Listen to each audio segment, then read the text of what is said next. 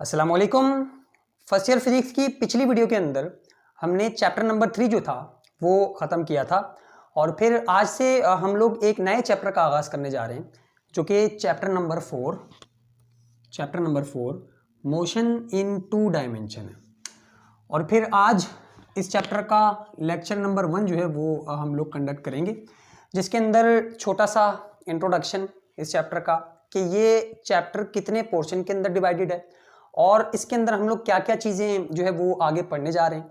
और फिर सबसे आखिर में जो है वो हम लोग जो पहला पोर्शन है प्रोजेक्टाइल मोशन वाला इस चैप्टर का, उसे भी स्टार्ट करेंगे और उसे समझने की कोशिश करेंगे कि प्रोजेक्टाइल मोशन क्या होती है और इसके पीछे रीज़न क्या है। मतलब प्रोजेक्टाइल मोशन के पीछे कौन से ऐसे फैक्टर्स हैं कि जिनकी वजह से ये मोशन हो रही होती है।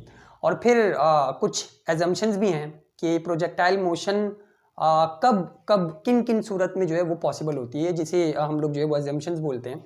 तो ये सारे का सारा जो है वो हम लोग आज इस वीडियो के अंदर पढ़ेंगे। तो अगर इंट्रोडक्शन की बात की जाए सबसे पहले, तो अभी तक मैट्रिक के अंदर भी, मैट्रिक क्लास में भी और फर्स्ट ईयर का जो हमने पिछला चैप्टर पढ़ा मोशन, वो बेसिकली मोशन इन 1 डायमेंशन था। मोशन इन 1 डायमेंशन था जो आपने अपनी मैट्रिक क्लास के अंदर भी, और अभी जो आपने तीसरा चैप्टर पढ़ा फर्स्ट ईयर के अंदर, यहाँ तक जितनी भी मोशन पढ़ी वो कौन सी थी? Motion in 1 dimension. 1 डायमेंशन का मतलब क्या कि इस वाले चैप्टर के अंदर या फिर इस वाली मोशन के अंदर या तो बॉडी हॉरिजॉन्टल मूव कर रही होगी या फिर वो वर्टिकल मूव कर रही होगी एक वक्त में एक ही डायमेंशन के अंदर। या तो हॉरिजॉन्टल, जिसे हम लोग एक्स एक्सिस भी बोलते हैं, एक्स एक्सिस के ऊपर मूव कर रही होगी, मतलब एक ही डायमेंशन के अंदर मूव कर रही होगी, या तो फिर वो जो है वो वाई एक्सिस के अंदर या फिर वर्टिकली इस तरह से मूव कर रही होगी। और जितने भी हमने केसेस पढ़े, जितनी भी मोशन पढ़ी, पुली की जो थी वो मोशन हो या चाहे किसी भी तरह की मोशन हो, उससे रिलेटेड जितनी भी चीज़ें पढ़ी वो सारी की सारी सिर्फ इन 1 डायमेंशन थी। और फिज़िक्स यकीन मानो बहुत ही ज़्यादा आसान होती कि अगर नेचुरली या फिर जो है वो रियलिटी में भी मोशन सिर्फ 1 डायमेंशन के अंदर होती। अगर सारी की सारी चीज़ें सिर्फ एक ही डायमेंशन के अंदर मूव कर रही होती तो फिज़िक्स को समझना, फिज़िक्स को पढ़ना जो है वो काफ़ी ज़्यादा आसान होता। मतलब जितना भी अभी हमने पढ़ा कितना आसान था, हमने कितने मज़े से जो है वो सारी की सारी चीज़ें पढ़ ली। लेकिन अब जो है वो इस चैप्टर के अंदर हम लोग इंट्रोड्यूस करने जा रहे हैं मोशन 2 डायमेंशन के अंदर। 2 डायमेंशन का मतलब क्या कि एक ही वक्त में साइमल्टेनियसली बॉडी जो है वो दोनों एक्सिस के अंदर मूव कर रही होगी। वो एक्स एक्सिस को भी कवर कर रही होगी और वो उसी दौरान वाई एक्सिस को भी कवर कर रही होगी। तो जैसे कि नाम से ही यहाँ पे जो है वो जाहिर है कि मोशन जो है वो आपके पास 2 डायमेंशन के अंदर हम लोग पढ़ेंगे, साइमल्टेनियसली एक्स एक्सिस के अंदर भी और वाई एक्सिस के अंदर भी। अब नेचुरली अगर हम लोग देखें, वैसे रियलिटी में अगर हम लोग देखें, तो जो मोशन होती है वो 3 डायमेंशन के अंदर होती है। मतलब तीनों डायमेंशन के अंदर चीज़ें साइमल्टेनियसली मूव कर रही होती हैं। एक डायमेंशन उसमें से हमने पढ़ ली कि जो बॉडीज़ हैं वो या तो हॉरिजॉन्टल मूव कर रही हैं, मतलब जितने भी हमने न्यूमेरिकल्स किए चैप्टर नंबर 3 के अंदर, या तो कार जो है वो रोड के ऊपर यूँ मूव कर रही होगी, या फिर हमने जो है वो फ्री फॉल मोशन देखी कि कोई ऑब्जेक्ट जो ऊपर से हमने छोड़ दिया तो वो इस तरह से वर्टिकली नीचे आ रहा है। अब यहाँ से जो है वो दूसरी डायमेंशन भी या फिर दोनों डायमेंशन जो है हम लोग इंक्लूड कर रहे हैं। तीसरी डायमेंशन तक फर्स्ट ईयर तक जो है वो आप लोग नहीं जाओगे और सेकेंड ईयर के अंदर भी जो है वो 3 डायमेंशन नहीं आएंगी, तो 2 डायमेंशन आएंगी जो अभी हम लोग जो है इंट्रोड्यूस करने वाले हैं। अच्छा, 2 डायमेंशन की जो हमारे पास एग्जांपल्स हैं या फिर जो चीज़ें हैं, परफेक्ट एग्जांपल्स हैं कि जिसके अंदर हमारे पास ऐसी मोशंस कि जिसके अंदर बॉडीज 2 डायमेंशन के अंदर मूव कर रही होती हैं, वो आपके पास 2 हैं। और वही 2 चीज़ें हम लोग इस चैप्टर के अंदर स्टडी करेंगे। मतलब इस चैप्टर को भी उन्हीं 2 एग्जांपल्स या उन्हीं 2 चीज़ों को देखते हुए जो डिवाइड किया हुआ है। पहला क्या है? पहला उसके अंदर है आपके पास प्रोजेक्टाइल मोशन। ये किसकी एग्जांपल है? ये आपके पास मोशन इन 2 डायमेंशन की सबसे परफेक्ट एग्जांपल है।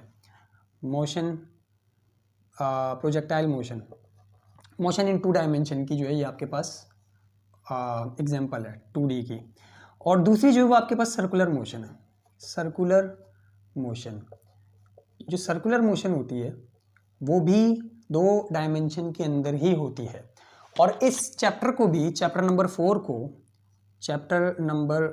को आपके फर्स्ट ईयर के उन्होंने इसी तरह से डिवाइड किया हुआ है। पहला जो पोर्शन है आपका वो प्रोजेक्टाइल मोशन के ऊपर बेस करता है, और जो दूसरा पोर्शन है वो आपके पास सर्कुलर मोशन के ऊपर बेस करता है, या फिर दूसरे पोर्शन के अंदर, दूसरे पार्ट के अंदर हम लोग सर्कुलर मोशन को जो है स्टडी करेंगे। पहले पार्ट के अंदर प्रोजेक्टाइल मोशन, जिसका स्टार्ट आज से जो है वो हम लोग लेंगे, और फिर दूसरे पार्ट के अंदर सर्कुलर मोशन। तो आज जो है वो हम लोग सिर्फ प्रोजेक्टाइल मोशन का इंट्रो लेंगे कि प्रोजेक्टाइल मोशन क्या होती है, इंट्रोडक्शन और इसकी डेफिनेशन वगैरह,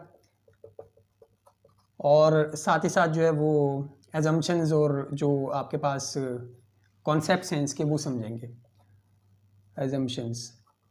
और फिर नेक्स्ट लेक्चर के अंदर हम लोग कोशिश करेंगे कि इसके जितने भी केसेस हैं वो सारे के सारे जो है हम लोग ड्राइव कर लें, और फिर हम लोग सर्कुलर मोशन के ऊपर जो है वो शिफ्ट करेंगे। तो ये इंट्रोडक्शन हो गया चैप्टर नंबर 4 का। कितने पार्ट के अंदर डिवाइडेड है ये? 2 पार्ट के अंदर। पहले पार्ट के अंदर हम लोग प्रोजेक्टाइल मोशन से रिलेटेड सारी की सारी चीज़ें पढ़ेंगे, और दूसरे पार्ट के अंदर फिर जो है वो हम लोग सर्कुलर मोशन को स्टार्ट करेंगे। तो स्टार्ट करते हैं प्रोजेक्टाइल मोशन से कि प्रोजेक्टाइल मोशन जो है वो क्या होती है। अच्छा, इसको जो है वो हम लोग पैराबोलिक मोशन भी बोलते हैं। इसका दूसरा नाम क्या है? Parabolic motion. Parabolic motion. और पैराबोलिक मोशन क्यों बोलते हैं वो अभी कुछ देर में जो आपको पता चलने वाला है। अच्छा, यहाँ पे इंजीनियरिंग वाले जितने भी हैं जो मैथ्स पढ़ते हैं उन्हें पता होगा कि पैराबोला या फिर पैराबोलिक जो है वो उसकी मीनिंग क्या है। आप लोगों की अगर आप लोगों ने पढ़ लिया मैथ्स के अंदर अपने, वैसे ये आता है सर्कल वाले चैप्टर के अंदर। जब आपका 8वां पता नहीं चैप्टर है कौन सा है, जब सर्कल वाला पोर्शन जो है वो स्टार्ट होगा आपका मैथ्स के अंदर, तो वहाँ पे आप लोग एक चीज़ पढ़ोगे, एक शेप पढ़ोगे जिसे पैराबोला बोलते हैं, और वो कुछ इस तरह से होता है। उसकी शेप जो होती है वो कुछ इस तरह से होती है, अम्ब्रेला टाइप की। तो इसी शेप की वजह से या फिर इसी चीज़ की वजह से इसे हम लोग जो है पैराबोलिक मोशन भी कह रहे होते हैं, क्योंकि जो प्रोजेक्टाइल मोशन है वो पैराबोलिक पैथ को जो है वो फॉलो करती है। जैसे कि हमने यहाँ पे आखिर में लिखा हुआ भी है कि जो प्रोजेक्टाइल मोशन होती है ये फॉलो करती है पैराबोलिक पैथ। पैराबोलिक पैथ का मतलब कि जो हमारे पास पैराबोला है या फिर पैराबोलिक शेप है उसी को फॉलो करती है, मतलब उसी तरह से जो है बॉडीज इसके अंदर मूव कर रही होती हैं। अच्छा, अब अगर इसकी डेफिनेशन के ऊपर आए, आपको बहुत सारी डेफिनेशंस इसकी मिलेंगी डिफरेंट नोट्स के अंदर। डिफरेंट किस्म की डेफिनेशन जो है वो लिखी होंगी उन्होंने। हम यहाँ पे सिर्फ जो है वो समझ रहे हैं। आपको कोई सी भी डेफिनेशन यूज़ करनी है आप कर सकते हो अपने एग्जाम्स के लिए। हमारा काम क्या है यहाँ पे? सिर्फ समझना। लेकिन बात इसके अंदर वही होगी, डेफिनेशन कहीं पे भी पढ़ोगे उसके अंदर जो वो मेन कॉन्सेप्ट होगा वो यही वाला होगा, या फिर यही बात जो है वो लोग कर रहे होंगे। चॉइस ऑफ वर्ड्स जो है वो क्या पता उनके अपने हों, मतलब वो चेंज हो सकते हैं, वर्डिंग चेंज हो सकती है, बात यही होगी उसके अंदर भी। अच्छा, अगर इसको समझें प्रोजेक्टाइल मोशन को, तो प्रोजेक्टाइल मोशन सबसे आसान वर्डिंग के अंदर क्या है कि 2 डायमेंशनल मोशन, 2 डायमेंशन के अंदर अगर बॉडी साइमल्टेनियसली मूव कर रही है, 2 डायमेंशन के अंदर अगर बॉडी साइमल्टेनियसली मूव कर रही है, तो इस किस्म की मोशन को हम लोग प्रोजेक्टाइल मोशन बोलते हैं। छोटी सी डेफिनेशन आप यहाँ पे जो है वो लिख भी सकते हो कि if a body moves in both x and y axis simultaneously, then the motion will be called projectile motion। तो ये आप छोटी सी डेफिनेशन भी लिख सकते हो कि अगर कोई बॉडी एक ही वक्त में साइमल्टेनियसली एक्स और वाई एक्सिस के अंदर, दोनों एक्सिस के अंदर जो है वो मूव कर रही है, तो उस किस्म की मोशन को हम लोग क्या बोलते हैं? प्रोजेक्टाइल मोशन या फिर पैराबोलिक मोशन। अच्छा, अब अगर इसकी हम लोग जो है वो, या चलो पहले हम लोग जो है ये भी देख लेते हैं जो आगे हमने लिखा हुआ कि 2 डायमेंशनल मोशन इन विच, कि जिसके अंदर ऐसी मोशन की जिसके अंदर बॉडी दोनों डायमेंशन के अंदर दोनों चीज़ों को एक ही वक्त के अंदर जो है वो कवर कर रही हो, in which the velocity of body has two components. और अगर जाहिर सी बात है कि बॉडी जो है वो दोनों एक्सिस के अंदर या फिर दोनों डायमेंशंस को एक ही वक्त में कवर कर रही है, तो उसकी वेलोसिटी के दो कंपोनेंट्स होंगे। अगर मैं आपसे कहूँ कि ये हमारे पास जो है वो एक्सिस है एक्स और वाई, और एक बॉडी जो है वो इन दोनों को एक ही वक्त में जो है कवर करती जा रही है, एक ही वक्त में कवर करती जा रही है। अभी फ़िलहाल जो है वो इतनी सी एग्जांपल ले लेते हैं कि ये है आपके पास कोई बॉडी है, वो एक्स एक्सिस की डायरेक्शन में भी मूव कर रही है और वाई एक्सिस की डायरेक्शन में भी मूव कर रही है। मतलब वो हॉरिजॉन्टली भी फासला जो है वो कवर कर रही है और वो वर्टिकली भी फासला जो है वो कवर कर रही है। तो उसकी मोशन कुछ इस तरह से होगी। अभी थोड़ी सी हम लोग जो है यहाँ पे देखते हैं। तो अगर उसकी मोशन कुछ इस तरह से है तो जाहिर सी बात है कि वो जिस वेलोसिटी से मूव कर रहा होगा, फर्स्ट करो कि वेलोसिटी है आपके पास, ये आपके पास क्या है वेलोसिटी। तो इसके कितने कंपोनेंट्स होंगे? दो कंपोनेंट्स होंगे। एक जो है वो वी एक्स होगा जो एक्स एक्सिस की डायरेक्शन के अंदर आएगा, और एक जो होगा वो आपके पास वी वाई वाला कंपोनेंट आएगा। ये चीज़ आप लोगों ने जो है वो पीछे पढ़ ली है, हम लोग चैप्टर नंबर 2 के अंदर जो है काफ़ी डिटेल के अंदर इन चीज़ों को पढ़ते हुए आ रहे हैं कि अगर जो है वो वेलोसिटी का जो वेक्टर है वो दरमियान में आए, मतलब एक ही वक्त में कोई बॉडी जो है वो एक्स एक्सिस के अंदर भी जा रही हो और वाई एक्सिस के अंदर भी जा रही हो, तो वो अपने कंपोनेंट्स के अंदर जो रिजॉल्व होता है। तो इस वेलोसिटी का एक्स वाला कंपोनेंट भी होगा और वाई वाला कंपोनेंट भी होगा। तो वही चीज़ यहाँ पे इन्होंने लिखी हुई है कि ऐसी मोशन के जो दो डायमेंशन के अंदर हो, उसके अंदर क्या होता है कि वेलोसिटी के दो कंपोनेंट होते हैं। Velocity of the body has two components, दो कंपोनेंट होते हैं। अब पैराबोलिक मोशन के अंदर या प्रोजेक्टाइल मोशन के अंदर क्या होता है कि वन रिमेन्स कॉन्स्टेंट, कि एक जो आपके पास कंपोनेंट है वेलोसिटी का, जैसे हम लोग वी एक्स वाला कंपोनेंट बोलते हैं, ये वाला, ये हमेशा हमेशा कांस्टेंट रहता है। ये आप लोगों ने जो है वो बात जहन में डालनी है। इसको समझेंगे हम लोग वीडियो के एंड में, इसको वीडियो के एंड में समझेंगे कि वी एक्स वाला जो कंपोनेंट होता है प्रोजेक्टाइल मोशन के अंदर, प्रोजेक्टाइल मोशन के अंदर जो वी एक्स वाला कंपोनेंट होता है वेलोसिटी का, बॉडी की वेलोसिटी का वी एक्स वाला कंपोनेंट, ये कांस्टेंट रहता है, ये आपके पास कांस्टेंट रहता है। And the other changes continuously, जो कि कौन सा है वी वाई वाला कंपोनेंट, ये वाला जो कंपोनेंट है ये चेंज होता रहता है कॉन्टीन्यूसली। और क्यों होता है ये, इसका जो रीज़न है वो हम लोग एंड में जब हम लोग कंक्लूड कर रहे होंगे तब हम लोग जो है इसको समझेंगे। वी वाई वाला जो कंपोनेंट है ये आपके पास चेंज हो रहा होता है कॉन्टीन्यूसली, लगातार कॉन्टीन्यूसली जो है ये इसके अंदर चेंज आ रहा होता है, इसकी वैल्यू के अंदर जो वो चेंज आ रहा होता है।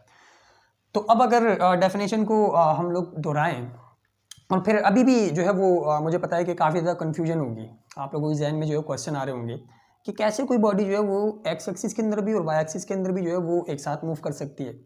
तो वो हम लोग एग्जाम्पल जब हम लोग अभी हमने स्टार्ट नहीं किया, अभी तो हम लोग सिर्फ जो यहाँ पे लिखा हुआ है उसको एक्सप्लोर कर रहे हैं, उसको समझने की कोशिश कर रहे हैं कि इसका मतलब क्या क्या होगा। अच्छे से समझेंगे जब हम लोग एग्जाम्पल के ऊपर जाएंगे। तो यहाँ पे जो लिखा था वो उसका मतलब क्या है कि दो डायमेंशनल मोशन, एक ही वक्त में दोनों डायमेंशन के अंदर मोशन हो रही हो, कि जिसके अंदर वेलोसिटी का जो वेलोसिटी है उसके दो कंपोनेंट्स हों। सबसे पहले तो वेलोसिटी के दो कंपोनेंट्स हों, एक्स और वाई। और वो पिछले वाले ये जो पिछले वाला जुमला है उससे ही समझ में आ रही है कि अगर कोई बॉडी दो डायमेंशन के अंदर मूव कर रही है तो जाहिर सी बात है कि उसके जो है वो दो कंपोनेंट होंगे उसकी वेलोसिटी के। अगर कोई बॉडी एक ही वक्त में दोनों डायमेंशन को कवर कर रही है तो उसकी वेलोसिटी के दो कंपोनेंट्स होंगे। ये बात तो जो है वो इस वाले जुमले से पहले ही क्लियर हो गई। अब प्रोजेक्टाइल मोशन के लिए क्या होता है कि एक जो कंपोनेंट होता है वी एक्स वाला, पूरे थ्रू आउट द मोशन जितना भी वो बॉडी मूव करेगी ये कांस्टेंट रहेगा, इसके अंदर कोई चेंज नहीं आएगा। और कांस्टेंट रह रहा है तो इसका क्या मतलब, अगर वेलोसिटी कांस्टेंट है, वेलोसिटी अगर कांस्टेंट है, चलो यहाँ पे जो है ये एक और चीज़ हम लोग ऐड कर लेते हैं कि अगर वेलोसिटी कांस्टेंट है तो इसका मतलब क्या हुआ, नो एक्सेलरेशन। वेलोसिटी कांस्टेंट का क्या मतलब हुआ कि एक्सेलरेशन नहीं आ रही। क्यों? क्योंकि एक्सेलरेशन क्या होती है, चेंज इन वेलोसिटी। अब वेलोसिटी के अंदर चेंज नहीं आ रहा, ये कांस्टेंट है, तो इसका मतलब क्या हुआ कि नो एक्सेलरेशन, एक्स वाले कंपोनेंट के अंदर नो एक्सेलरेशन। और अगर नो एक्सेलरेशन है तो इसका मतलब क्या हुआ कि नो फोर्स।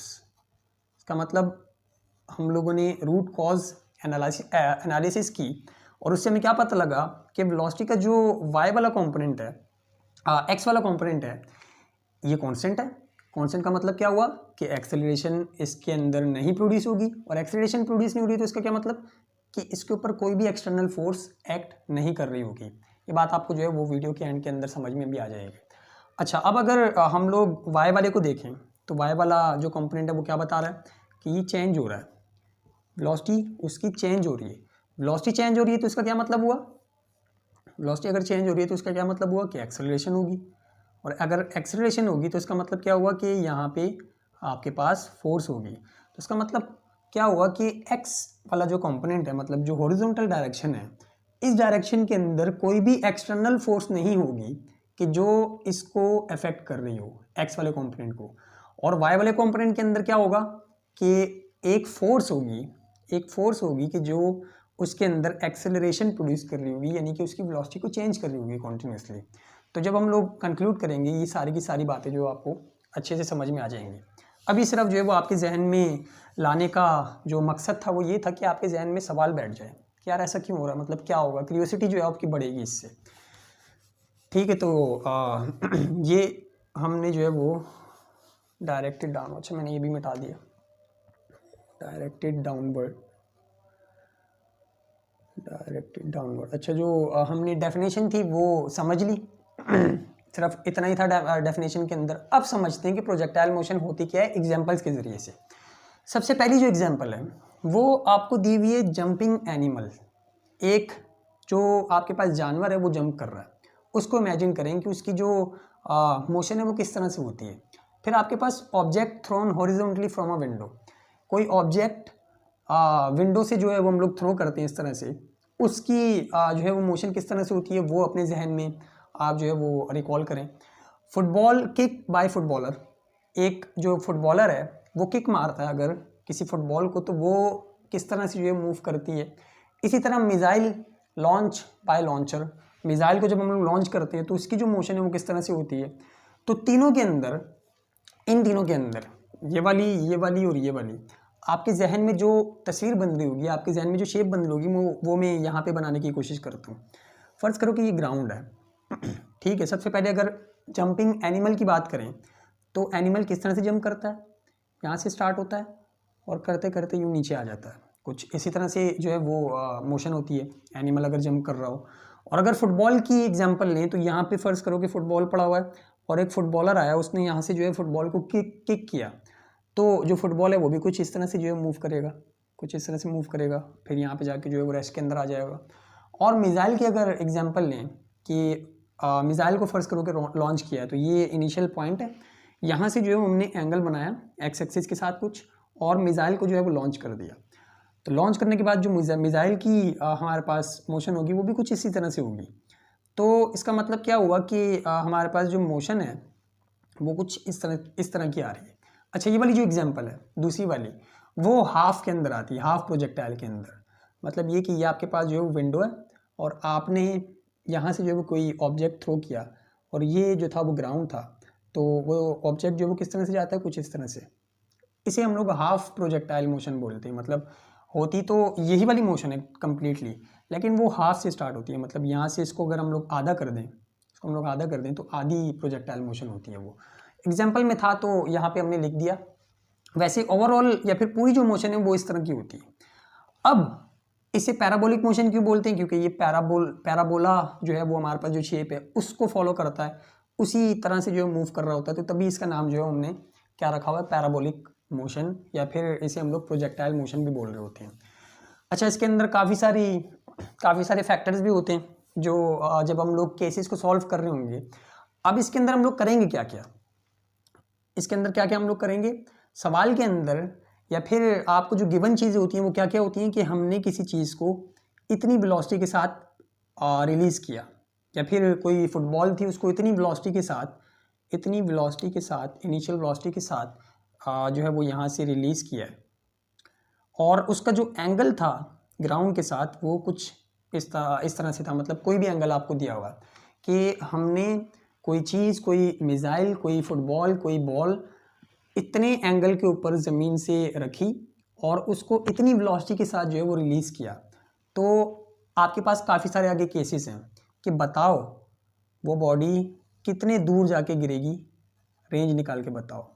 ये आपके पास जो है वो केस के अंदर आएगा, रेंज कितने दूर जाके गिरेगा, और जो है वो बताओ कि कितनी मैक्सिमम हाइट तक वो ऑब्जेक्ट जो है वो जाएगा, कितनी हाइट तक जो वो जाएगा।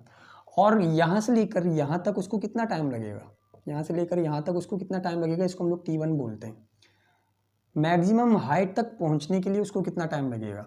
और आप ये भी बता सकते हो कि इस इनिशियल पॉइंट से लेकर जब वो यहाँ पे आके जो है वो ज़मीन को हिट करेगा, मतलब पूरी प्रोजेक्टाइल मोशन का टाइम, यहाँ से लेकर यहाँ तक का पूरा जो है वो आप टाइम भी निकाल के बता सकते हो। इसे टाइम 2 बोल दो, इसे जो है वो आप टाइम 1 बोल दो। तो ये सारे के सारे केसेस हैं, केस 1, ठीक है, केस 2, केस 3 और केस 4। ये हम जो है वो नेक्स्ट वीडियो के अंदर कवर करेंगे। प्रोजेक्टाइल मोशन समझ में आ गई कि किस तरह से होती है। अब यहाँ पे वो वाला पॉइंट भी आप लोगों को क्लियर करना है कि एक ही वक्त में दोनों एक्सिस के अंदर किस तरह से मोशन हो रही है, तो वो भी देख लेते हैं। ये आपके पास कौन सी एक्सिस है, एक्स एक्सिस, और इसे आप लोग क्या बोलते हो, वाई एक्सिस। अब जो मोशन है हमारे पास प्रोजेक्टाइल मोशन या पैराबोलिक मोशन, वो हमने देखी कि कैसे होती है, कुछ इस तरह से। मतलब एग्जाम्पल को इमेजिन करते हुए हमने यहाँ पे जो है वो ड्रॉ किया कि अगर हम लोग कोई चीज़ फेंकते हैं इस तरह से हवा में ऊपर, या फिर ये वाली चीज़ देखो आप कि फुटबॉल किस तरह से किक होती है, मिसाइल किस तरह से लॉन्च होता है, या अगर कोई एनिमल जंप करे तो वो किस तरह से होता है, तो वो जो मोशन है वो इस तरह से होती है। तो ये हमने जो यहाँ पे ड्रॉ कर लिया, यही प्रोजेक्टाइल मोशन है। इसके अंदर ऑब्जेक्ट जो है वो दोनों एक्सिस के अंदर साइमल्टेनियसली मूव कर रहा है। अगर आप देखो तो वो एक्स एक्सिस के अंदर भी फासला तय कर रहा है और उसने वाई एक्सिस के अंदर भी जो है फासला तय किया। मतलब हर पॉइंट के ऊपर आप अगर देखो तो वो बॉडी एक्स एक्सिस के अंदर भी डिस्टेंस ट्रेवल कर रही है। यहाँ से फर्ज करो कि शुरू में यहाँ थी, इस पॉइंट के ऊपर थी या इस ओरिजिन के ऊपर थी, ठीक है। इस पॉइंट के ऊपर अगर वो पहुँची, ओरिजिन से इस पॉइंट के ऊपर अगर वो पहुँची, तो आप लोग देखो कि इसने एक्स एक्सिस के अंदर भी फासला तय किया है, एक्स एक्सिस के अंदर भी फासला तय किया है, और उसने वाई एक्सिस के अंदर भी फासला तय किया है। इसको आप बोल दो कि ये वाई आपके पास 1 है। फिर अगर इस पॉइंट के ऊपर आप देख रहे हो तो इस पॉइंट के ऊपर भी आप अगर एनालाइज करो तो इसने एक्स एक्सिस के अंदर भी फासला तय किया है, ठीक है, और इसने वाई एक्सिस के अंदर भी फासला तय किया है। तो हर पॉइंट के ऊपर, कोई भी पॉइंट इस पूरे के पूरे पैराबोला के ऊपर आप लो, तो हर पॉइंट के ऊपर बॉडी साइमल्टेनियसली एक ही साथ एक्स एक्सिस के अंदर भी फासला तय कर रही है और वो वाई एक्सिस के अंदर भी फासला तय कर रही है। तभी हम लोग इसे 2 डायमेंशनल मोशन बोलते हैं। क्या बोलते हैं? 2 डायमेंशनल मोशन, कि एक ही वक्त में दोनों एक्सिस के अंदर जो बॉडी है वो मूव कर रही है। इससे पहले जितना भी आपने पढ़ा अपने पिछले चैप्टर्स के अंदर, वो या तो हॉरिजॉन्टल होता था या वर्टिकल होता था। अब दोनों के अंदर आ गया, हर पॉइंट के ऊपर बॉडी एक एक्सिस के अंदर भी मूव कर रही होगी और दूसरे एक्सिस के अंदर भी जो है मूव कर रही होगी। तो ये आपके पास जो है वो थोड़ा सा इंट्रोडक्शन है प्रोजेक्टाइल मोशन का। आखिर में हम लोग जो हमने ये वाला पॉइंट बोला कि Vx वाला जो कंपोनेंट है वो आपके पास जो है कांस्टेंट रहता है, और जो Vy वाला कंपोनेंट है ये आपके पास कॉन्टिन्यूसली चेंज हो रहा होता है। इस पॉइंट को भी क्लियर करेंगे एजम्पशंस पढ़ने के बाद। अभी तक हमने जो है वो कितना पढ़ा है? अभी तक जो है वो हम लोग पढ़ चुके हैं एग्जाम्पल और साथ ही साथ जो है उसकी डेफिनेशन। अब हम लोग जा रहे हैं एजम्पशंस के ऊपर। एजम्पशंस क्या है कि मतलब कब प्रोजेक्टाइल मोशन जो है वो आपके पास बॉडीज़ परफॉर्म करेंगी, उसके लिए कुछ आपके पास एजम्पशंस हैं, मतलब कुछ रूल्स हैं, कुछ लिमिट्स हैं। अगर ये क्रॉस हुई तो जो बॉडी है वो कंप्लीटली प्रोजेक्टाइल जो है वो मोशन फॉलो नहीं कर पाएगी। अच्छा, अब पहली एजम्पशन क्या है कि G is constant over the range of motion, कि जो आपके पास एक्सेलरेशन ड्यू टू ग्रेविटी की वैल्यू है वो कांस्टेंट होनी चाहिए। मोशन जहाँ तक हो रही है इस पूरी की पूरी रेंज के अंदर जो G की वैल्यू है वो आपके पास क्या होनी चाहिए? कांस्टेंट। मतलब इसके अंदर चेंज नहीं आना चाहिए, ये कांस्टेंट होगी तभी जो मोशन है वो ठीक तरीके से कंप्लीटली पैराबोलिक या कंप्लीटली प्रोजेक्टाइल मोशन जो है वो हो पाएगी एंड डायरेक्टली डाउनवर्ड। और जो G की वैल्यू है वो, या फिर जो एक्सेलरेशन ड्यू टू ग्रेविटी है वो नीचे की तरफ जो है वो डाउनवर्ड एक्ट करनी चाहिए। तो आप इस अर्थ के ऊपर कहीं भी चले जाओ, ये आपके पास जो है वो फ़र्ज़ करो कि अर्थ, इसको जो है वो थोड़ा सा सही करके बनाते हैं। ये फ़र्ज़ करो कि ये आपके पास जो है वो अर्थ है, ठीक है। तो आप कहीं पे भी जो है वो मोशन करो, हमेशा जो G की वैल्यू होगी वो towards the centre of the gravity होगी, यानी कि नीचे की तरफ डाउनवर्ड डायरेक्शन में। तो वो जो है वो हमेशा नीचे की तरफ ही होगी। मतलब ये कि यहाँ पे क्या था आपके पास कि डायरेक्टली डाउनवर्ड होनी चाहिए। तो आप कहीं से भी देखो तो वो हमेशा नीचे की तरफ ही डाउनवर्ड, मतलब नीचे की तरह ही जो है वो एक्ट कर रही होगी। उसकी जो डायरेक्शन होगी वो टुवर्ड्स द सेंटर होगी, यानी कि डाउनवर्ड ही होगी। तो ये वाला पहला आपके पास एजम्पशन है कि क्या होना चाहिए, जी की वैल्यू इस पूरे के पूरे रीजन के अंदर जहाँ भी आप पैराबोलिक मोशन करवा रहे हो कांस्टेंट होनी चाहिए, ठीक है। और जो डायरेक्शन है एक्सेलरेशन ड्यू टू ग्रेविटी की वो डाउनवर्ड्स होनी चाहिए।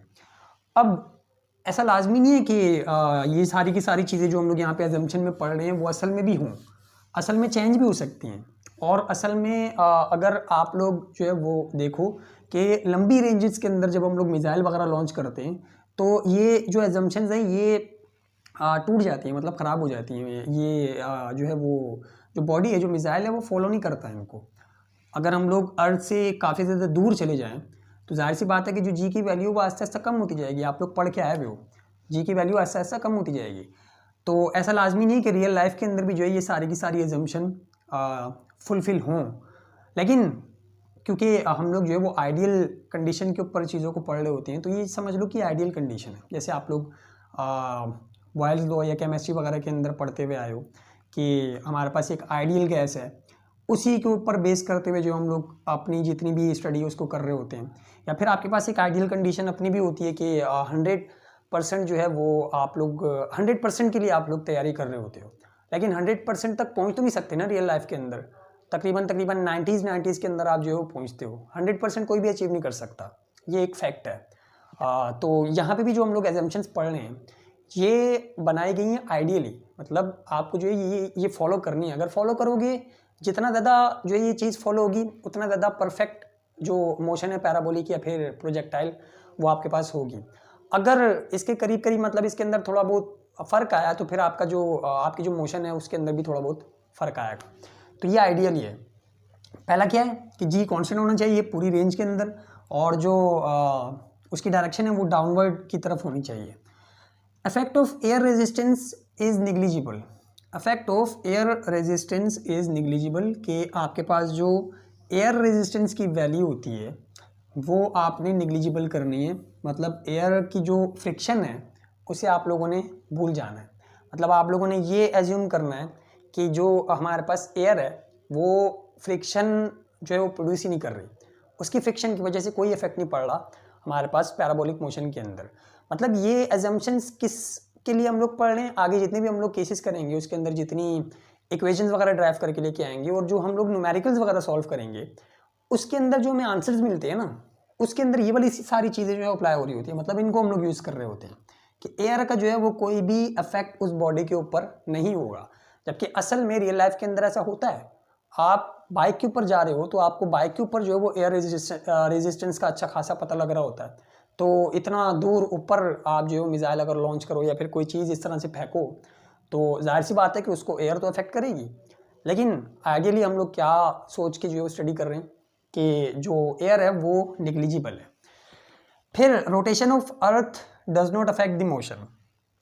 अब ये वाला जो पॉइंट है वो आपको क्या बता रहा है कि हमें पता है कि अर्थ जो है वो इस तरह से आपके पास जो है वो स्पिन करती है। तो अर्थ की जो स्पिनिंग है वो मोशन के ऊपर इफेक्ट ना करे। मतलब अगर आपकी बड़ी रेंज है, फ़र्ज़ करो कि आपने जो है वो यहाँ से कोई चीज़ लॉन्च की और आप काफ़ी दूर दुनिया के किसी दूसरे कोने के ऊपर जो है उसको फेंक रहे हो। यहाँ से आपने मिसाइल लॉन्च किया और दूसरी कंट्री के ऊपर जो आप फेंक रहे हो, तो ये जब आपके पास मोशन कर रहा होगा तो अर्थ जो है वो स्पिन भी कर रही होगी, अर्थ जो है वो रोटेट भी कर रही होगी। तो उसकी रोटेशन की वजह से जाहिर सी बात है कि हमारा जो मिसाइल है उसके ऊपर फ़र्क पड़ेगा। हमने फ़र्ज़ करो कि अभी यहाँ पे जो है वो अपना टारगेट सेट किया और बोला कि रशिया को जो है हमने उड़ाना है। यहाँ से हमने मिसाइल लॉन्च कर दिया और रशिया का टारगेट करके हमने मिसाइल लॉन्च कर दिया। अब ये जो मिसाइल है ये मूव करता हुआ जाएगा। मिसाइल अर्थ की रोटेशन की वजह से अपनी जो मोशन है वो तो चेंज नहीं करेगा ना, अर्थ जो है वो रोटेट कर रही है। अब आपने रशिया के लिए जो है मिसाइल लॉन्च किया था। अब आपका मिसाइल जब तक अपने टारगेट तक पहुंचा, जितनी देर में अपने टारगेट तक पहुंचा, तो अर्थ जो है वो स्पिन कर रही है, रोटेट कर रही है। तो रशिया जो है वो यहाँ पे आ गया, आगे कोई और कंट्री आ गई, वहाँ पे जाके मिसाइल लग गया। तो ऐसा जो है वो रियल लाइफ के अंदर तो मतलब रियल लाइफ के अंदर भी आप लोगों ने जो ये चीज़ देखनी पड़ती है, आपको ये चीज़ देखनी पड़ती है कि जो रोटेशन है अर्थ की वो आपके टारगेट के ऊपर इफेक्ट ना करे। मतलब वो आपकी जो बॉडी मूव कर रही है उसके ऊपर कोई जो है वो फ़र्क ना करे। और इसके अंदर भी जो हम लोग स्टडी के अंदर भी जो हम लोग इस चीज़ को देख रहे होते हैं कि जो रोटेशन है अर्थ की वो कभी भी अफेक्ट नहीं करनी चाहिए हमारे प्रोजेक्टाइल को या फिर उस बॉडी को कि जो प्रोजेक्टाइल मोशन जो है परफॉर्म कर रही है। तो ये सारी की सारी जो थी वो एजम्पशंस थी। अब आखिरी जो चीज़ रह गई है हमारी कंक्लूड करने वाली इस चीज़ को, वो हम लोग जो यहाँ पे देख लेते हैं। अच्छा, आखिरी चीज़ क्या रह गई है कि Vx वाला जो कंपोनेंट होता है वो कांस्टेंट होता है थ्रू आउट द मोशन। पूरी मोशन के अंदर ये वाला जो कंपोनेंट है ये कांस्टेंट रहता है, और जो Vy वाला कंपोनेंट है ये चेंज हो रहा होता है, कॉन्टीन्यूसली चेंज हो रहा होता है। अच्छा, इसका एक जो रीज़न है वो हम लोग पीछे पढ़ के आ चुके हैं, क्या कि इसके अंदर कोई भी फोर्स नहीं होगी। जो हमने रूट कॉज एनालिसिस की दोनों की, कैसे कि वेलोसिटी अगर कांस्टेंट है तो इसका मतलब कि एक्सेलरेशन नहीं है, एक्सेलरेशन नहीं है तो इसका मतलब फोर्स नहीं लग रही, नो फोर्स। यहाँ पे क्या है, नो फोर्स, कोई भी फोर्स नहीं लग रही मुझे। और इसके अंदर अगर देखें तो इसके अंदर हमारा जो रिजल्ट आया था वो क्या आया था कि लाजमी कोई ना कोई फोर्स जो है वो इफेक्ट कर रही होगी इस वाले कंपोनेंट को, तभी जो है वो बॉडी चेंज हो रही है, उसकी जो वेलोसिटी है वो चेंज हो रही है। अच्छा, अब अगर यहाँ पे इस चीज़ को हम लोग समझें तो ये हमारे पास जो है वो ग्राउंड है, ये हमारे पास क्या है, ग्राउंड है। और यहाँ से हमने जो है वो एक मिसाइल लॉन्च किया या फिर एक, अच्छा मिसाइल का जो लफ्ज़ है वो बार बार मैं इस वजह से यूज़ कर रहा हूँ क्योंकि ये वाला जो चैप्टर है ना ये काफ़ी ज़्यादा इंटरेस्टिंग है उन लोगों के लिए कि जो अपना जो है वो फ्यूचर आर्मी वगैरह के अंदर या फिर ऐसी जगहों के अंदर जो है वो देखते हैं अपने आप को कि जहाँ पे मिसाइल वगैरह या फिर इस तरह की ट्रेनिंग लोगों को जो है वो दी जाती है। तो उसके अंदर ये वाला चैप्टर, ये वाली जो सारे के सारे बातें हैं, ये वाली जो सारे के सारे कॉन्सेप्ट्स हैं वो बहुत ज़्यादा आपको काम आने वाले आएंगे, क्योंकि ज़्यादातर जो ये वाला चैप्टर अप्लाई होता है वो आर्मी वगैरह नेवी वगैरह के अंदर ही होता है कि आपने जो मिसाइल लॉन्च करना है, आप बताओ कि हमारे पास कितनी रेंज के ऊपर वो जाके गिरेगा, इतने एंगल और इतनी वेलोसिटी के साथ जो हम लोग किसी एंगल को या किसी मिसाइल को या किसी भी बॉडी को, किसी बॉम्ब को जो है वो फायर कर रहे हैं, तो बताओ कि वो कितना ज़्यादा दूर जाके गिरेगा, उसकी रेंज कितनी होगी। मतलब यहाँ पे आपको वैल्यू दे दी वेलोसिटी की और आपको एंगल दे दिया कि आप हम जो वो इतनी वेलोसिटी और इतने एंगल से कोई चीज़ जो है लॉन्च कर रहे हैं, तो बताओ वो कितना ज़्यादा दूर जाके गिरेगा, उसकी हाइट कितनी होगी, वो कितना ज़्यादा ऊपर जो है वो जाएगा। या फिर इसको चेंज करके जो आपको चीज़ दे देंगे, आपको इतनी रेंज देने बोले, हमें जो है वो इतनी रेंज के ऊपर जो है मिसाइल लॉन्च करना है, आप बताओ कि हमारे पास वेलोसिटी और एंगल कितना होना चाहिए। ये सारी की सारी चीज़ें आप लोग न्यूमेरिकल्स के अंदर पढ़ोगे, और अभी देख भी लेना, आप अपनी बुक खोलो और बुक के अंदर जो है न्यूमेरिकल्स को पढ़ना स्टार्ट करो।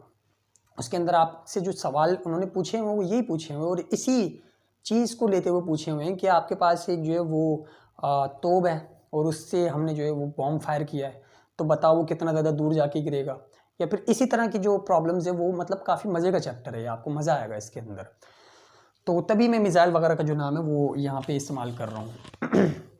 अच्छा, यहाँ से अगर हम एक प्रोजेक्टाइल को लॉन्च करें, प्रोजेक्टाइल क्या होता है, प्रोजेक्टाइल वो बॉडी होती है, प्रोजेक्टाइल वो बॉडी होती है कि जो प्रोजेक्टाइल मोशन को परफॉर्म कर रही होती है, वो बॉडी होती है कि जो प्रोजेक्टाइल मोशन को परफॉर्म कर रही होती है। तो जब भी मैं प्रोजेक्टाइल बोलूँ तो इसका मतलब क्या होगा कि ऐसी बॉडी के जो प्रोजेक्टाइल मोशन को परफॉर्म करेगी।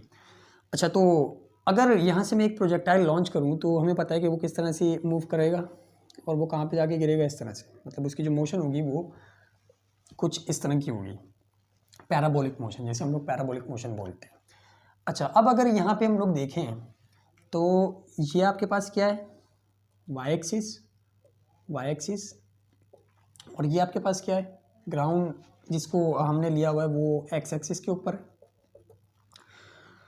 और जो वेलोसिटी है बॉडी की वो हर पॉइंट के ऊपर, अगर इस पॉइंट के ऊपर देखूं, इस पॉइंट के ऊपर देखें तो ये वी एक्स है और ये जो है आपके पास वी वाई है। इस पॉइंट के ऊपर अगर हम लोग देखें तो यहाँ पे जो है वो वी एक्स होगा वेलोसिटी का, ये जो है आपके पास वेलोसिटी होगी और ये इसका वाई वाला कंपोनेंट होगा, ठीक है। और पूरी मोशन के ऊपर हर पॉइंट के ऊपर आपको यही देखने को जो है वो मिल रहा होगा। और अब वो रीज़न क्या है कि वाई जो है वो आपके पास कॉन्टीन्यूसली चेंज हो रहा होता है और जो एक्स है वो आपके पास कांस्टेंट रहता है। उसका रीज़न सिर्फ और सिर्फ एक ये है कि जो हमने यहाँ पे लिख दिया है कि नो फोर्स, एक्स एक्सिस की डायरेक्शन के अंदर अगर आप लोग देखो तो इसके ऊपर कोई भी फोर्स नहीं लग रही होती, बॉडी के ऊपर कोई भी फोर्स नहीं लग रही होती। मतलब जो जिस वेलोसिटी, जिस इनिशियल वेलोसिटी के साथ आप जो है वो इस बॉडी को फेंकोगे, उसी इनिशियल वेलोसिटी के साथ जो है ये यहाँ पे जाके हिट करेगी, यहाँ पे जाके जो है वो आखिर में स्ट्राइक होगी ग्राउंड के साथ। कौन सी वाली? एक्स वाली, v0 x। अच्छा, जब आप लोग इसको लॉन्च करोगे, ये आपके पास दो है एक्सिस, ये एक्स है और ये वाई है। फ़र्ज़ करो कि आपने एंगल बनाया और इतनी वेलोसिटी के साथ जो है वो किसी ऑब्जेक्ट को, किसी प्रोजेक्टाइल को जो है वो लॉन्च कर दिया, फेंक दिया। अब जाहिर सी बात है कि आपकी वेलोसिटी के जो है दो कंपोनेंट्स होंगे, एक vx वाला और एक vy वाला। ठीक है, vx वाले के अंदर कोई भी चेंज नहीं आएगा। क्यों? क्योंकि इस पूरे के पूरी चीज़ के अंदर, मतलब एक्स एक्सिस को अगर आप लोग देखो, हॉरिजॉन्टली देखो, तो कोई फोर्स नहीं है जो इसको एक्ट कर रही है। एजम्पशंस के अंदर भी हमने देखा कि कोई भी ऐसी फोर्स नहीं है सिवाय किसके? सिवाय ग्रेविटेशनल फोर्स के, सिवाय एक्सेलरेशन ड्यू टू ग्रेविटी के। और ये जो एक्सेलरेशन ड्यू टू ग्रेविटी किस वजह से आती है? वेट की फोर्स की वजह से, जिसे हम लोग बोलते हैं कि वो नीचे की तरफ हो रही होती है। इस फोर्स के अलावा जो कि इसकी डायरेक्शन में हमने पीछे पढ़ी कि वो क्या थी? डाउनवर्ड। डायरेक्शन क्या थी? डाउनवर्ड। और ये कौन सी एक्सिस में आ रही है? वाई एक्सिस के अंदर। वाई एक्सिस के अंदर जो है सिर्फ आ रही है। एक्स एक्सिस के अंदर हॉरिजॉन्टली कोई भी ऐसी फोर्स नहीं है कि जो इस बॉडी को जो इस तरह से मूव कर रही है उसको अफेक्ट करे। तो तभी ये वाला जो आपके पास कंपोनेंट है vx वाला, इनिशियली आप जितनी भी वेलोसिटी से फेंकोगे उतनी ही वेलोसिटी के साथ जो है वो ये जाता जाएगा मज़े में अपना, उतनी वेलोसिटी। इस पॉइंट के ऊपर भी इसकी उतनी वेलोसिटी होगी, इस पे भी, इस पे भी, इस पे भी, और यहाँ से करते करते जो है यहाँ तक, एंड तक जो है वो before striking the ground vx की जो वैल्यू वो आपके पास उतनी ही होगी। फ़र्ज़ करो कि मैंने जो है वो 9 मीटर पर सेकेंड की वेलोसिटी से फेंका था एक ऑब्जेक्ट, एंगल बना के कुछ एक्स एक्सिस के साथ, और उसके जो कंपोनेंट्स आए वो आपके पास कितने आए, ऐसे ही हम लोग जो है वो अंदाज़ा लगा रहे हैं। vx के अंदर आ गया 4 मीटर पर सेकेंड। जितना एंगल मैंने बनाया था उसकी वजह से जो है वो एक्स एक्सिस की डायरेक्शन के अंदर जो मेरे पास वेलोसिटी का कंपोनेंट आया वो 4 मीटर पर सेकेंड आया, और वाई एक्सिस की डायरेक्शन में जितना आ रहा है वो समझ लो कि 5 मीटर पर सेकेंड आ रहा है। वाई एक्सिस की डायरेक्शन में जो 5 मीटर पर सेकेंड आ रहा है। अब थ्रू आउट द मोशन इस पॉइंट से, जिस पॉइंट से मैंने इसको फेंका था, जो vx वाला कंपोनेंट होगा वो 4 ही रहेगा पूरी मोशन के अंदर, 4 4 4 4 4 4। और यहाँ पे आके जब हिट करेगा, स्ट्राइक करेगा इस ग्राउंड को, तब भी इसकी जो वैल्यू होगी वो 4 ही होगी। चेंज कौन सी हो रही होगी? y वाली। इस पॉइंट से इसकी अगर 5 थी वैल्यू, इस पॉइंट से अगर इसकी वेलोसिटी की वैल्यू 5 थी, तो फिर ऊपर जाएगा तो कम होती जाएगी, कम होती जाएगी, कम होती जाएगी, कम होती जाएगी। क्यों कम हो रही होगी? क्योंकि इसके ऊपर एक फोर्स एक्ट कर रही है, इसको एक चीज़ जो वो नीचे की तरफ खींच रही है। मतलब ऑब्जेक्ट के ऊपर वाई एक्सिस की डायरेक्शन में एक फोर्स है जो इसको नीचे की तरफ खींच रही है। इस तरह से पूरी थ्रू आउट द मोशन जो हमारे पास बॉडी है, इसको एक फोर्स नीचे की तरफ खींच रही है। और वो कौन सी फोर्स है? वेट की फोर्स, उस बॉडी की वेट की फोर्स। और अगर एक्स एक्सिस की हम लोग बात करें, हॉरिजॉन्टल डायरेक्शन के अंदर बात करें, तो कोई भी ऐसी फोर्स नहीं है। तो तभी वाई एक्स वाला जो कंपोनेंट है वो थ्रू आउट द मोशन आपके पास कितना रहेगा? 4 मीटर पर सेकेंड ही, उतना ही रहेगा। जबकि वाई वाले बेचारे कंपोनेंट के साथ क्या होगा कि जैसे ही थोड़ा सा ऊपर जाएगा, इसको ये वाली जो फोर्स है, इस बॉडी की वेट की फोर्स या फिर जो ग्रेविटेशनल फोर्स है अर्थ की, वो बोलेगी बेटा नीचे आ। हमने थोड़ा सा जो है वो इसको 5 मीटर पर सेकेंड की वेलोसिटी के साथ ऊपर फेंका था, ठीक है, और जो अर्थ है वो उसको बुला रही है नीचे आ बेटा। करते करते करते करते करते एक पॉइंट ऐसा आएगा कि जिस पॉइंट के ऊपर इसकी वाई वाली जो वेलोसिटी वो 0 हो जाएगी। हमने कितनी दी थी? 5 मीटर पर सेकेंड। फिर क्या हुआ कि जो वेट की फोर्स है इसने आस्ते आस्ते कम करते करते करते करते उसको क्या कर दिया? 0 कर दिया। इस पॉइंट के ऊपर इसको 0 कर दिया। फिर इस पॉइंट के ऊपर इसकी जो वेलोसिटी थी वो वाई वाली वो 0 हो गई, और जो एक्स वाली थी वो 4 मीटर पर सेकेंड ही थी, इस तरह से जाती जा रही थी, ठीक है। फिर आस्ते आस्ते क्या हुआ कि इसकी वेलोसिटी बढ़ना स्टार्ट हुई, मतलब इसको नीचे की तरफ खींच रही है ना ये वाली जो हमारे पास वेट की फोर्स है। तो फिर आस्ते आस्ते इसकी वेलोसिटी के अंदर दोबारा से इंक्रीज आएगा, वेलोसिटी जो है वो आपके पास इंक्रीज होती जाएगी, करते करते करते करते करते जो है वो यहाँ पे आते होते फिर इसकी वेलोसिटी जो है वो कुछ इसके अंदर गेन आएगा। पहले हमने कुछ ना कुछ दी, करते करते करते 0 हो गई, और फिर फोर्स की वजह से जो है वो इंक्रीज होती गई, और करते करते एंड में आके जितनी भी हुई वो यहाँ पे आके जो आपके पास, वो डिपेंड करता है कि आपके पास मोशन किस तरह की है, फिर ये जो आपके पास सरफेस है वो किस तरह की है, यहाँ पे कुछ ना कुछ वी वाई की जो वैल्यू कुछ ना कुछ दोबारा से हो जाएगी। लेकिन जो वी एक्स की वैल्यू वो थ्रू आउट द मोशन क्या होगी, सेम रहेगी। अब आप जो है वो अगर इसे एक और एग्जांपल से समझने की कोशिश करें, और मोशन भी जो पैराबोलिक होती है उसके पीछे भी यही रीज़न है कि एक वेलोसिटी का कंपोनेंट जो है वो बिल्कुल सीधा कांस्टेंट मूव कर रहा है, और एक जो हमारे पास बेचारा वेलोसिटी का कंपोनेंट है उसके पीछे जो है वो फोर्स लगी है, उसके पीछे जो है वो एक बंदा है जो उसको नीचे की तरफ खींचता जा रहा है। तो हम जितनी भी फोर्स हैं वो आस्ते आस्ते नीचे की तरफ आते आते आते एक वक्त ऐसा आएगा कि जीरो हो जाएगा, और फिर वो उसको नीचे की तरफ अपनी तरफ खींचेगा, तो वो क्या बोलते हैं फिर वेलोसिटी गेन करेगा। तो तभी इसकी वजह से पूरी की पूरी मोशन जो है वो इस तरह से हो रही होती है। तो अगर इसको जो है वो एक एग्जांपल से मज़ीद समझने की कोशिश, वैसे तो सारा क्लियर हो गया होगा कि पैराबोलिक मोशन किस तरह से होती है और क्यों होती है।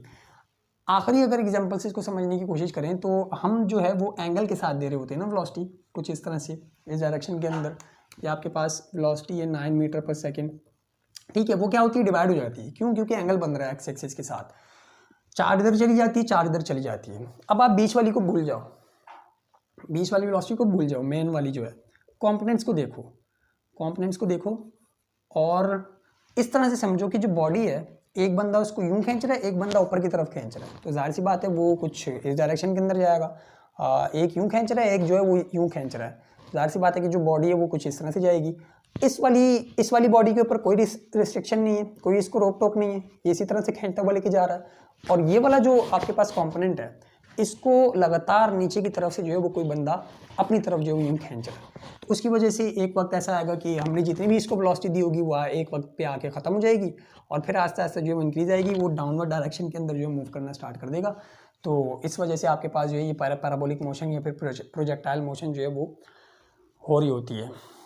तो अब नेक्स्ट वीडियो के अंदर जितने भी इसके केसेस हमने यहाँ पे मेंशन किए थे कि अगर आपको ये रेंज निकालनी हो, अगर आपको जो है वो ये रेंज निकालनी हो यहाँ से लेकर यहाँ तक की, तो ये रेंज किस तरह से निकालते हैं उसका फार्मूला, ये मैक्सिमम हाइट निकालनी हो जिस पॉइंट के ऊपर बॉडी की वेलोसिटी जीरो हो जाती है तो ये किस तरह से निकालेंगे इसका फार्मूला, ये टाइम 1 निकालना हो कि यहाँ से लेकर यहाँ तक अगर आपको टाइम निकालना है तो उसका फार्मूला, और अगर टोटल टाइम निकालना है यहाँ से लेकर यहाँ तक जिसे हम लोग कैपिटल T से रिप्रेजेंट करते हैं तो इसका फार्मूला, ये सारे के सारे फार्मूले हम लोग अगली वीडियो के अंदर जो है वो कवर करेंगे।